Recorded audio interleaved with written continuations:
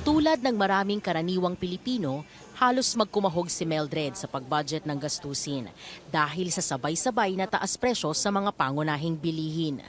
Pinagkakasya daw niya ang 1,500 pesos kada linggo para sa pagkain ng kanyang pamilya. Kung dati, parang kilo-kilo, ngayon, hindi na, kalahati. Bawas na yung sa budget ng mga binibili. Maging ang mga nagtitinda sa palengke, hirap daw tuwing nakikipagtawaran sa kanilang mga suki. Napakahirap kasi hindi naman pwedeng hindi namin patawarin.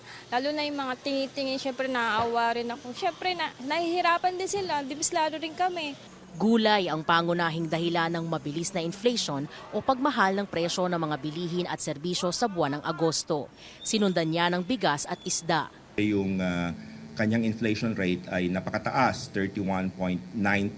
Yung contribution niya sa overall inflation ay nasa 0.87 percentage point, no, yung 31.9%. Pangalawa yung bigas, no, yung kanyang inflation rate ay nasa 8.7% nationwide. Ito ay nag-contribute ng 0.74 percentage point. Mula sa 4.7% na inflation rate noong Hulyo, umakyat ito sa 5.3% sa Agosto. Matapos ang 6 na sunod-sunod na buwang pagbagal nito simula Pebrero, na hindi naman daw naramdaman ng tinderang si Mildred. Ngayon doble yung presyo, lalo na yung gulay bagyo, lalo yung mga pangunahing sangkap nga mga sibuyas, kamatis yan, lahat nagsitaasan. Kabilang din sa nagpabilis ng inflation noong nakaraang buwan ang mga taas presyo sa sektor ng transportasyon. Nasa halos 6 na piso ang itinaas kada litro ng gasolina, halos 10 piso sa diesel at 10 pesos naman sa kerosene.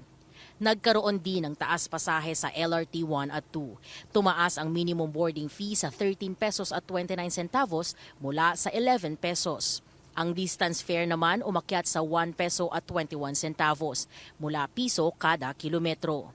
Sa isang statement, sinabi ni NEDA Secretary Arsenio Balisacan na umaasa pa rin ang administrasyon na maabot ang 2% hanggang 4% inflation rate bago matapos ang taon. Pero babala ng PSA, posible pang sumipa ang inflation dahil sa patuloy na pagmahal ng presyo ng mga produktong petrolyo at ng bigas sa bansa. Kaya naman, ang panawagan ni Mildred, Sana naman tulungan kami kung paano ba ipababa itong gulay dahil ang daming nahihirapan sa totoo lang. Ito na lang din kasi yung negosyo namin. Paano kami? Wala kaming makakain pag hindi kami magtitinda. EJ Gomez, CNN Philippines.